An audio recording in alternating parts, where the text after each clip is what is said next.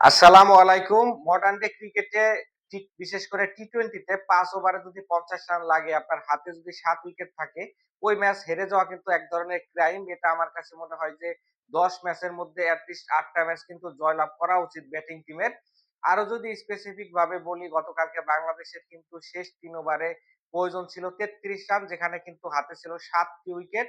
Set batsman ছিল এখানে হচ্ছে তানজিদ তামিম এবং হচ্ছে আ জাকের আলী।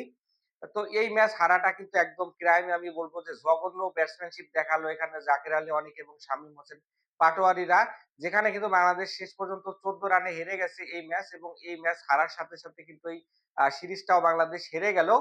এর পুরোপুরি দায় আমি এখানে দেখছি জাকের আলী অনিকের ব্যাটিং এ এবং পাশাপাশি শামীম হোসেন পাটোয়ারি। কারণ যেই ওভারে হচ্ছে তানজিদ তামিম আউট হয়ে গেলেন ১ম বলে, তিনি কিন্তু অসাধারণ ব্যাট করেন। এখানে হচ্ছে ৬১ রানের দারুণ একটা ইনিংস খেলেন। ৩ টা ৬ এর মারও ছিল তার ব্যাটিং ইনিংসে। তো আউট হয়ে যাওয়ার পর জাকির আলী অনিকে কিন্তু এখানে হচ্ছে ইনিংসটাকে ক্যারি করার দায়িত্ব ছিল। তিনি আসলে কচ্ছপ গতির ব্যাটিং করেছিল গতকালকেও। ১৮ বলে ১৭ রান করে ওই ওভারের লাস্ট বলে তিনি আউট হয়ে যান। যেখানে জাকের আলী অনিককে বারবার দেখা যাচ্ছিল লেগ স্টাম্পে আ কিন্তু শট খেলার প্রবণতা তার রয়েছে। আমরা আগে থেকে জানতাম। অফ স্টাম্পের বাইরের বলও কিন্তু তিনি লেগ সাইডে টেনে খেলতে গিয়েছিলেন, এবং রোমারিও শেফার্ড, জেসন হোল্ডাররা কিন্তু স্লো বল করতেছিলেন। জাকের আলী কিন্তু বিভ্রান্ত হইতেছিলেন।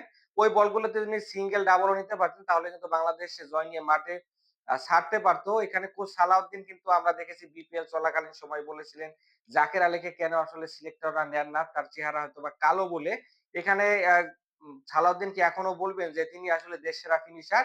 যে ফিনিশার এখানে হচ্ছে ১৮ বলে ১৭ রান করে এশিয়া কাপের মতো মঞ্চে একটা সিক্স মারতে পারে না। ঐরকম ফিনিশার তো ভাই আসলে টিমে প্রয়োজন নাই। এটা তো আসলে প্রিমিয়ার লিগ অথবা বিপিএল এ খেলা না যে আপনি এখানে হচ্ছে লেগ স্টাম্পে বলার বল করবে এবং আপনি ওটাকে টেনে সিক্স মেরে দিবেন। হ্যাঁ? এটা ইন্টারন্যাশনাল ক্রিকেট। এখানে খেলতে হলে আপনার চতুর্দিকে কিন্তু শট খেলতে হবে।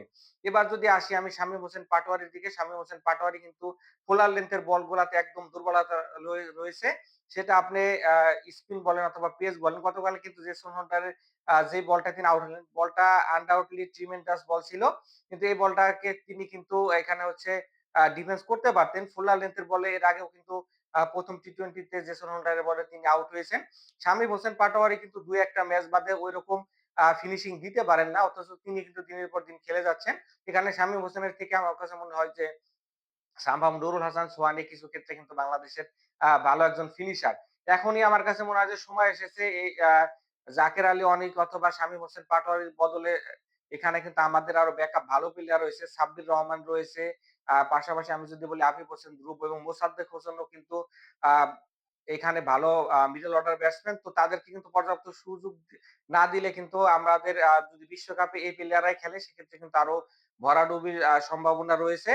শেষ পর্যন্ত এখানে হচ্ছে শামীম হোসেন পাটোয়ারি আউট হয়ে যাওয়ার পর তাসকিন বলেন, রিশাদ হোসেনরাও কিন্তু এখানে বিগ শট খেলতে পারেনি। এজন্য কিন্তু বাংলাদেশ এই ম্যাচটা হেরে গেল। যদিও এখানে তাওহিদ হৃদয় কিন্তু বাজে ব্যাটিং করেন, কারণ ৩ উইকেট পড়ে যাওয়ার পর এখানে আ তাওহিদ হৃদয় যখন পড়ে গেলেন, তখন কিন্তু বাংলাদেশ ভালো আ ছন্দে ছিলেন। তাওহিদ হৃদয় যে বলটায় আউট হয়ে গেলেন, এটা আসলে হাফ শট খেললেন না ফুল শট খেললেন, সেটাই কিন্তু আমার মাথায় আসে না। তো তার মতো একজন সিনিয়র প্লেয়ার এই শট খেলে কিভাবে আউট হয়ে যান?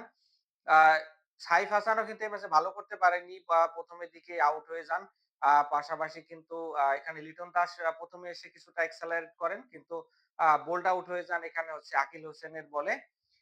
যদিও বাংলাদেশের কিন্তু সামনে ১৫০ রানের জয়ের লক্ষ্য, তারা কিন্তু এই রানটা কিন্তু ১৭০-৮০ হয়ে যেতে পারত।